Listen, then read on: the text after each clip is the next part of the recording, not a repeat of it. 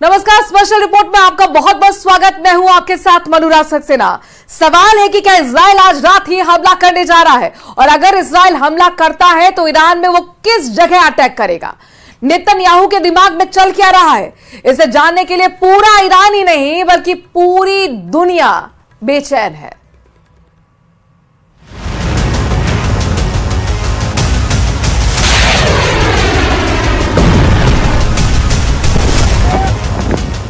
Iran की एक एक मिसाइल का बदला लेना चाहते हैं नेतन्याहू।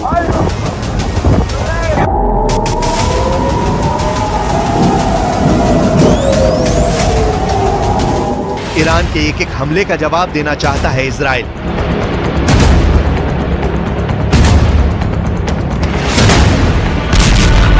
ईरान के मिसाइल अटैक ने इजराइल के आक्रामक छवि वाले रौब को तार तार कर दिया है। यही वजह है कि अब इजराइल हमले के लिए बेकरार है। यही वजह है कि इजराइल से एक फोटो आई है जिससे सबसे बड़े युद्ध का ऐलान माना जा रहा है। यह है इजराइल के आर्मी चीफ हर्जी हालेवी और साथ बैठे हैं अमेरिका के सेंट्रल कमांड के प्रमुख general Michael Kurilla. General Kurilla की मीटिंग का मतलब साफ है, ईरान पर हमले की तारीख फिक्स हो गई है। ईरान पर हमले का टारगेट फिक्स हो गया है। ईरान पर हमला कैसे होगा ये भी पक्का हो गया है। इजराइल में हो रही हरकत के बाद ईरान में टेंशन बढ़ गई है, इसमें कोई शक नहीं। इसलिए ईरान के सुप्रीम लीडर अली खामनेई भी वार्निंग दे चुके हैं कि इजराइल की दूसरी गलती उसका आखिरी ब्लंडर होगा। ईरान पर हमले के लिए इजराइल की एयरफोर्स और खुफिया एजेंसी मोसाद पूरी तरह एक्टिव है, यानी ईरान पर हमला होगा और जबरदस्त होगा। लेबनान में भी इसी बात की चर्चा चल रही है कि इजराइल बहुत जल्द ईरान पर हमला करने वाला है। जब लेबनान और इजराइल के बीच जंग चल रही है तो नया फ्रंट इस युद्ध को और बढ़ाएगा।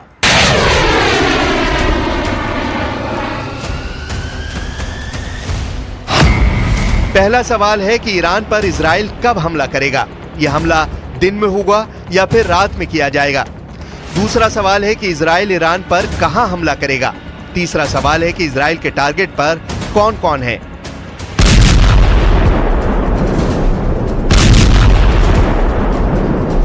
इजराइल की सेना इस वक्त कई फ्रंट पर लड़ रही है, उसकी एयरफोर्स पर भी दबाव बहुत ज्यादा है। ईरान के मिसाइल अटैक के बाद इजराइल को फैसला करना है कि उसका जवाबी हमला किस लेवल पर किया जाएगा, किस तरह के टारगेट वो चुनेगा। मुमकिन है कि अब तक सब टारगेट फाइनल भी कर लिए गए हों। इजराइल के टारगेट पर ईरान के बहुत ही खास ठिकाने हैं। इसमें ईरान के परमाणु रिएक्टर सबसे पहले नंबर पर है, क्योंकि उसे खतरा है कि ईरान एटम बम बनाने वाला है। दूसरे नंबर पर है ईरान के तेल ठिकाने, यानी रिफाइनरी, तेल डिपो, जो ईरान को बहुत बड़ा नुकसान पहुंचाने वाला हमला होगा। तीसरे नंबर पर है ईरान के सीक्रेट अड्डे, यानी सैन्य अड्डे, रेवोल्यूशनरी गार्ड्स के बेस, उनके एयरबेस। इजराइल का चौथे नंबर का टारगेट है ईरान के मिसाइल बेस, जहां से ईरान अपनी मिसाइल फायर करता है। लेकिन ये टारगेट आसान नहीं, क्योंकि ईरान का मिसाइल लॉन्चिंग नेटवर्क सब कुछ अंडरग्राउंड है। पांचवें नंबर पर बहुत ही खास टारगेट, यानी ईरान का नेतृत्व। इजराइल ने जिस तरह हिजबुल्लाह के चीफ हसन नसरल्लाह को मारा है, इजराइल कोशिश कर सकता है कि ऐसा ही हमला वो ईरान की लीडरशिप के खिलाफ करे। The Israelis have not concluded what they're going to do in terms of a strike. That's under discussion. I think if I were in their shoes, I'd be thinking about other alternatives than striking oil.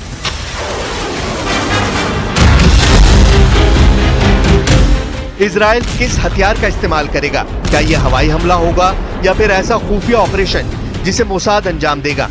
अभी Israel में यही सबसे बड़ा मुद्दा बना हुआ है। Iran का कौन सा हथियार ईरान के खिलाफ इस्तेमाल होगा? इस वक्त ईरान के लिए ये डिकोड करना सबसे बड़ा चैलेंज बन चुका है। और जब ईरान पर हमले की बात है तो ऐसे में इजराइल की फोर्स से मिलने के लिए जो बाइडेन के कमांडर का तेल अवीव आना अपने आप में बड़ा मैसेज है। अमेरिका के जनरल और इजराइल के जनरल दोनों की मीटिंग साबित करती है कि इजराइल और अमेरिका अब बहुत तालमेल के साथ लड़ रहे हैं, और उनका इस तरह साथ आना युद्ध के दायरे को बढ़ा देगा। इजराइल के आर्मी चीफ से मिलकर अमेरिका के सेंट्रल कमांड के प्रमुख जनरल माइकल कुरेला ने जो फैसले किए हैं, उसे ईरान में बड़ी साजिश के तौर पर देखा जा रहा है। ईरान का दावा है कि गाजा से लेकर लेबनान तक अमेरिका इजराइल के साथ मिला हुआ है। ईरान का दावा है कि अगर अमेरिका ने इजराइल के हमले में मदद की तो वो खाड़ी में उसके ठिकानों पर मिसाइलों की बरसात कर देगा। युद्ध की चिंगारी पूरी तरह भड़क चुकी है। इजराइल के खिलाफ इस्लामिक देश मोर्चाबंदी कर रहे हैं। इधर इजराइल भी अमेरिका और पश्चिमी देशों को एकजुट करने में जुटा है। ऐसे में अगर ये जंग ईरान तक पहुंची तो यकीन जानिए ये महायुद्ध में तब्दील हो जाएगा। इसलिए ये ऐसे युद्ध की चिंगारी है जो पूरी दुनिया को जला सकती है। ये बात पुतिन भी जानते हैं और बाइडेन भी। इस युद्ध के शुरू होने से पहले कई एक्टर शामिल हो चुके हैं। एक तरफ ईरान बनाम इजराइल है तो दूसरी तरफ बाकी एक्टर्स में अमेरिका है, रूस है, सऊदी अरब है, लेबनान है, इराक है, सीरिया है, यमन है। तुर्की भी इस युद्ध से अछूता नहीं रहेगा। अजरबैजान, आर्मीनिया भी इस युद्ध में खिंचे चले आएंगे। युद्ध शुरू हुआ तो नेटो को भी एक्शन में आना पड़ेगा और चीन को कौन नजरअंदाज कर सकता है। लेकिन युद्ध को काबू करने के बजाय इस वक्त ईरान और इजराइल में ऐसी मीटिंग हो रही है जो सिर्फ और सिर्फ युद्ध को और तेज करेगी। पेंटागन से लेकर इजराइल के वॉर रूम तक घंटों मीटिंग हुई है और अब भी चल रही है। तेहरान को जवाब देने के लिए क्या अमेरिका भी इतने ही प्रेशर में है जितना इजराइल है, ये बड़ा सवाल है। तो चलिए इसका जवाब भी आपको दिखा देते हैं। एक तरफ नेतन्याहू बम गिराने वाले हैं और दूसरी तरफ बाइडेन बारात में जा रहे हैं। नेतन्याहू के टारगेट पर गजा है, बेरूत है, ईरान है और बाइडेन व्हाइट हाउस के स्टाफ की शादी में है और बाइडेन अब पार्टी मोड में आ चुके हैं। ये बारूद वर्सेस बारात वाली तस्वीर है जिसे पूरी दुनिया देख रही है। वैसे बाइडेन ने सेंट्रल कमांड के जनरल माइकल कुरिल्ला को तेल अवीव बहुत सोच समझकर भेजा है। इसके पीछे अमेरिका का एक बड़ा मैसेज है। मैसेज ये कि अगर ईरान और इजराइल का युद्ध हुआ तो अमेरिका इजराइल के साथ खड़ा होगा, जबकि दूसरी तरफ पुतिन पूरी तरह ईरान की ढाल बनकर खड़े होंगे। या कहें कि ईरान और इजराइल युद्ध अमेरिका बनाम रूस की जंग बन जाएगी। खबर यह भी है कि ईरान को रूस से S-400 एयर डिफेंस सिस्टम मिल चुके हैं। सवाल है कि क्या ये खास इजराइल को रोकने के लिए सप्लाई किए गए हैं। रूस की तरह ईरान भी दुनिया में एक मल्टीपोलर यानी बहुध्रुवीय सिस्टम चाहता है, यानी अमेरिका की दादागिरी नहीं चलेगी। ये रूस और ईरान दोनों बताना चाहते हैं। तेहरान में हमास प्रमुख इस्माइल हानिया और लेबनान में हिजबुल्लाह चीफ हसन नसरुल्लाह की हत्या के बाद पुतिन ने अपने सबसे शीर्ष प्रतिनिधि ईरान भेज चुके हैं। ये नेतन्याहू को भी बड़ा पैगाम है और बाइडेन को भी बहुत खतरनाक मैसेज है। इजराइल अब कैसे वार करेगा और ईरान फिर कैसे जवाब देगा। इस दशक में दुनिया के लिए सबसे खतरनाक वक्त आ चुका है। 2022 रूस ने यूक्रेन पर हमला करके पूरे यूरोप को डरा दिया, अमेरिका तक घबरा गया। 2023 हमास ने इजराइल पर हमला करके पश्चिम एशिया का सबसे खतरनाक युद्ध छेड़ दिया। लेकिन 2024 सवाल है कि क्या ईरान और इजराइल का युद्ध हुआ तो वर्ल्ड वॉर शुरू हो जाएगी। यानी 2022 में तो दुनिया वर्ल्ड वॉर से बच गई। 2023 में भी गजा युद्ध के बाद विश्व युद्ध नहीं हुआ। ऐसे में क्या 2024 सभी जंगों का बॉइलिंग पॉइंट बनेगा और ईरान इजराइल युद्ध के साथ विश्व युद्ध भी शुरू हो जाएगा। مشورت‌های خیلی خوبی بین ما صورت گرفت. ابتکاراتی الان وجود داره توسط برخی از کشورهای منطقه و برخی از کشورهای فرامنطقه. ما به مشورت‌های خودمون با اون کشورها ادامه خواهیم داد. عملی یک عکس‌العملی خواهد بود از سوی ایران به صورت متناسب و مشابه.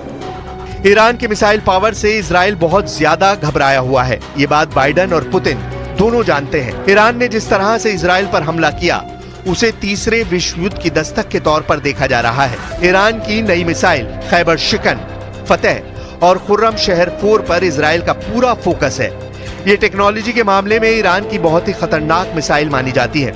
इनमें से खुर्रम शहर 4 की रेंज 2000 किलोमीटर है और ये 1500 किलो तक का वॉरहेड ले जा सकती है।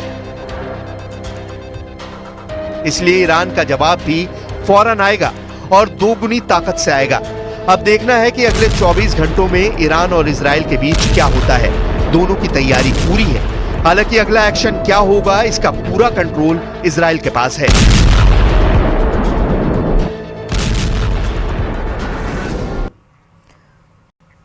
इजराइल गाजा और दक्षिण लेबनान के अलावा बेरूत तक लगातार हमले कर रहा है। इजराइल के हमले के जवाब में हिजबुल्लाह ने ड्रोन से मिसाइल दागी है। लेकिन युद्ध में इजराइल का बड़ा झटका नेटो के 3 देशों ने उसे दिया है। तुर्की के प्रेसिडेंट एर्दोआन के दांव से इजराइल बहुत बड़ी मुश्किल में घिरता नजर आ रहा है।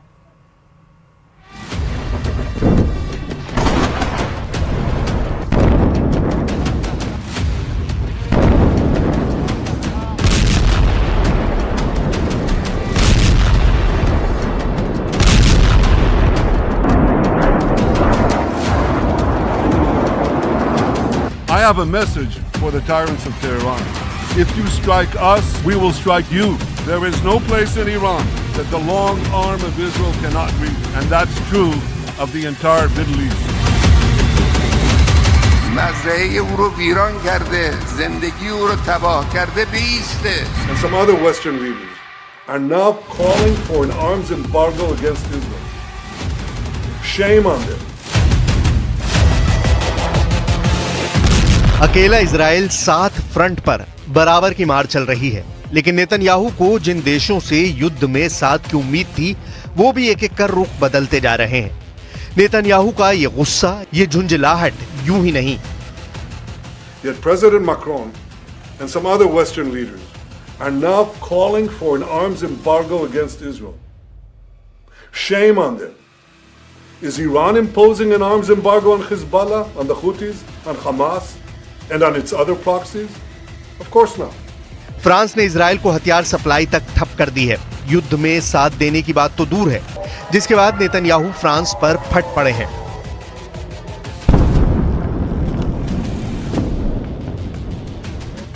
Yet President Macron and some other Western leaders are now calling for an arms embargo against Israel. Shame on them. Is Iran imposing an arms embargo on Hezbollah, on the Houthis, on Hamas, and on its other proxies? Of course not. Macron को खरी खोटी सुनाने भर पर बात खत्म नहीं हुई है। ब्रिटेन ने सिग्नल दिए हैं कि इजराइल का साथ देने की ताकत फिलहाल उसमें नहीं। ब्रिटिश पीएम कीर स्टारमर ने इजराइल से संयम की अपील की है। साथ ही ये भी क्लियर किया कि ब्रिटेन को गजा युद्ध से नुकसान हुआ है, यानी नेटो के 3 ताकतवर देश इजराइल से दूरी बनाते दिख रहे हैं। इसमें पहला देश है तुर्की, जिसने पहले ही इजराइल के खिलाफ मोर्चा खोल रखा है। दूसरा फ्रांस, जिसने इजराइल की हथियार सप्लाई रोककर नेतन्याहू को सेटबैक दिया है। तीसरा ब्रिटेन, जो ईरान इजराइल युद्ध से दूरी बनाने की दुहाई दे रहा है। नेटो फोर्सेस के 32 देशों में ये 3 देश ऐसे हैं जिनकी सैन्य क्षमता सिर्फ अमेरिका से कम आंकी जा सकती है। इन जैसे कई और देश हैं जो इजराइल के लिए अपना नुकसान नहीं झेलने का बहाना बना सकते हैं। तो क्या सिर्फ अमेरिका ही इजराइल को बचाने आएगा? इजराइल और अमेरिका मिलकर क्या अरब लीग के 22 देशों से युद्ध जीत पाएंगे? इजराइल की मुश्किलें दिन ब दिन बढ़ती जा रही हैं, जिसका असर युद्ध के मैदान में साफ दिख रहा है। इजराइल के हमले तेज होते जा रहे हैं, गजा में भी और लेबनान में भी। हिजबुल्लाह 2 मिसाइलें मारता है, बदले में इजराइल 200 धमाके कर रहा है। मार कितनी तगड़ी है, कितनी विध्वंसक है, कितनी जोरदार, ये बस बैरूत के दृश्य बता रहे हैं। लड़ाई बड़ी भीषण हो रही है। हिजबुल्लाह फाइटर्स का दम उखड़ता जा रहा है। सारा जोर लगाकर भी लड़ाका ग्रुप इजराइल के आगे टिक नहीं पा रहा। הערכת מצב שקיימנו היום הוחלט על עדכון ההנחיות לעורף, כך שיתאפשרו התקהלויות של עד 2,000। तस्वीरें 5 अक्टूबर की रात हुए हमले की हैं। बैरूत हवाई अड्डे के करीब गोल्डन प्लाजा पर बम बरसा है। जमीन फाड़ धमाके के बाद यहां भीषण आग लगी। आग की लपटें आसमान छूने लगी। बम विस्फोट ने इतनी चिंगारी उगली कि बगल का गैस स्टेशन भी जद में आ गया। इजराइल ने इस इलाके में कुल 8 धमाके किए। रात भर हमला होता रहा, जिसमें हिजबुल्लाह को भारी नुकसान हुआ। 6 अक्टूबर की सुबह इससे भी भयानक दृश्य बैरूत में दिखाई देने लगे। एक धमाका बारूद से पट गया बैरूत। धुएं के गुबार से आसमान ढक गया। जब धुआं छटा तो दृश्य दिल दहलाने वाला था।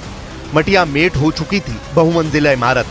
खंडहर में जिंदगी तलाश रहे थे लोग। इजराइल ने रात और दिन का फर्क मिटाकर अब हिजबुल्लाह को तबाह करना शुरू कर दिया है। सबसे भीषण हमले दक्षिण लेबनान में हो रहे हैं, जहां हिजबुल्लाह का टनल नेटवर्क है। नेतन्याहू साफ बता चुके हैं कि हिजबुल्लाह के निस्तनाबूद किए बगैर ये युद्ध नहीं रुकेगा। लेकिन हिजबुल्लाह भी हार मानने को तैयार नहीं। ईरान ने नए हिजबुल्लाह चीफ का नाम भी फाइनल कर लिया है। बताया जा रहा है कि नया हिजबुल्लाह चीफ खामेनेई का खासम खास होगा। हिजबुल्लाह के नए चीफ का नाम इब्राहिम अमीन अल सैयद बताया जा रहा है। इब्राहिम ने 1985 में हिजबुल्लाह के घोषणा पत्र, जिसे ओपन लेटर कहा गया, उसको सार्वजनिक किया था। इब्राहिम अमीन 1992 और 1996 में हिजबुल्लाह के loyalty to the resistance bloc के तहत लेबनान की संसद के लिए चुने गए थे। साल 2001 में हिजबुल्लाह की शूरा काउंसिल में चुने जाने के बाद इब्राहिम हिजबुल्लाह की पॉलिटिकल विंग के हेड हैं। इब्राहिम लेबनान की राजनीति में बड़ा नाम है, सभी पार्टियों में उनकी कद्र की जाती है, लेकिन इब्राहिम को हिजबुल्लाह चीफ की गद्दी दिलवाने में जो सबसे अहम बात है वो ये कि उन्हें खामनेई का खास माना जाता है। इब्राहिम अमीन हिजबुल्लाह और ईरान के बीच कूटनीतिक संबंधों को मजबूत करने वाले लीडर बताए जाते हैं। कई मीडिया रिपोर्ट्स के मुताबिक इब्राहिम ईरान के ज्यादातर राजनयिकों से सीधे संपर्क में रहते हैं। हिजबुल्लाह की रणनीति तैयार करने में इब्राहिम अमीन का अहम रोल रहता है। लेबनान और ईरान के रिश्तों की अहम कड़ी इब्राहिम आयतुल्लाह खामनेई के करीबी बताए जाते हैं। नए हिजबुल्लाह चीफ के तौर पर जिन इब्राहिम अमीन का नाम सामने आया है, उनका बैकग्राउंड इजराइल को डराने वाला है। इब्राहिम अमीन अल सैयद लेबनान के बेका के हाउचल नबी गांव के रहने वाले हैं। साल 1981 में बेरूत की लेबनानी यूनिवर्सिटी से केमिस्ट्री में ग्रेजुएट अमीन विदेश में भी पढ़ाई कर चुके हैं। इब्राहिम ने 1984 में फ्रांस के स्ट्रासबर्ग यूनिवर्सिटी से मास्टर्स की डिग्री ली। साल 1987 में उन्होंने ऑर्लियंस यूनिवर्सिटी से केमिस्ट्री और फिजिक्स में पीएचडी भी की। मॉडर्न एजुकेशन के साथ मदरसे से मजहबी तालीम लेने वाले इब्राहिम अमीन अमल आंदोलन से भी जुड़े रहे थे, लेकिन बाद में अमल पार्टी छोड़ हिजबुल्लाह की टॉप लीडरशिप में इब्राहिम शुमार हुए। शुक्रवार को इजराइल के हमले में इब्राहिम के भी मारे जाने की आशंका जताई गई थी, लेकिन वो जिंदा हैं, सही सलामत है। ऐसे में अब हिजबुल्लाह का टोटल कंट्रोल तय माना जा रहा है। इब्राहिम की लीडरशिप में हिजबुल्लाह फिर उठ खड़ा हुआ तो इजराइल को 2006 जैसी जंग से सामना होगा, जिसमें हिजबुल्लाह फाइटर्स ने इजराइल को धुन डाला था। हालांकि इस बार इजराइल तब तक नहीं रुकेगा जब तक उसके सभी दुश्मनों का सफाया नहीं होता। नेतन्याहू ने 7 फ्रंट और 7 दुश्मनों के सफाये की कसम एक बार फिर से दोहराई है। נגדנו, גם באופן ישיר וגם באמצעות השליחים שלה. ולכן ישראל פועלת נגד איראן והשליחים שלה, גם בהגנה וגם בהתקפה. אנחנו נדע להגן על עצמנו, ואנחנו נפעל לפי העיקרון הפשוט, שמי שפוגע בנו או מתכנן לפגוע בנו, אנחנו נפגע. नेतन्याहू ने जितना जोर लेबनान में लगा रखा है, उससे कहीं ज्यादा पावर गाजा में झोंक रखी है, क्योंकि इजराइल का सबसे बड़ा विलन अब भी सही सलामत सुरंग में छिपा बैठा है। Hamas chief Yahya Sinwar Lebanon front पर युद्ध छिड़ने से मजबूत भी होने लगा है, जिसे देखते हुए नेतन्याहू ने गाजा में ग्राउंड ऑपरेशन में तेजी लाने के ऑर्डर दिए हैं। गाजा के जबालिया में इजराइल डिफेंस फोर्स की 3 डिवीजन ग्राउंड ऑपरेशन में उतर गई हैं। आईडीएफ की 162वीं, 401वीं और 460वीं बख्तरबंद ब्रिगेड ने हमास की सुरंग में सर्च ऑपरेशन चला रखा है। जबालिया में नेतन्याहू आर्मी ने हमास के दर्जनों अड्डे और हथियार डिपो बर्बाद किए हैं, मगर अब भी याहिया सिनवार इजराइल के हत्थे नहीं चढ़ा है। इजराइल जानता है कि हमास चीफ के जिंदा रहते ये युद्ध खत्म नहीं होने वाला। सिनवार के सफाये के साथ हमास और ईरान को भी इजराइल सबक सिखाकर ही शांत बैठने वाला है।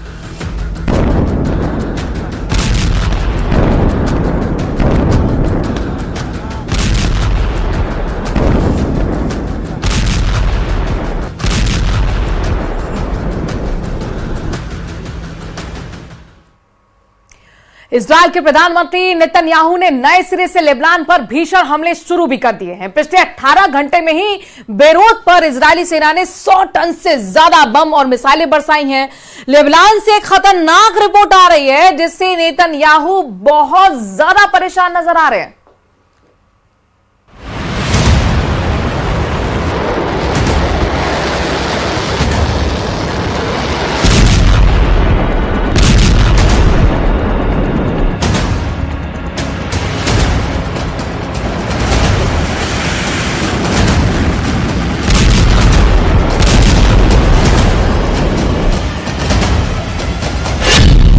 बेरूत में भीषण धमाके, मारे हिजबुल्लाह के 30 कमांडर।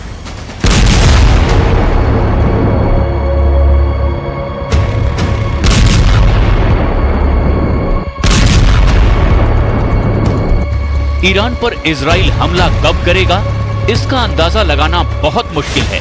लेकिन इस वक्त दक्षिणी लेबनान में जिस तरह से हिजबुल्लाह के लड़ाकों पर इजरायली वायुसेना भीषण हमले कर रही है, उससे साफ हो चुका है कि इजराइल चाहता है कि जिस वक्त वो ईरान पर बड़ा हमला करे, उस वक्त हिजबुल्लाह की तरफ से इजराइल पर बड़े हमले ना हो पाएं। और इसीलिए इजरायली वायुसेना और पैदल सेना दक्षिणी लेबनान के गांवों से लेकर के शहरों पर जबरदस्त हमले कर रही है।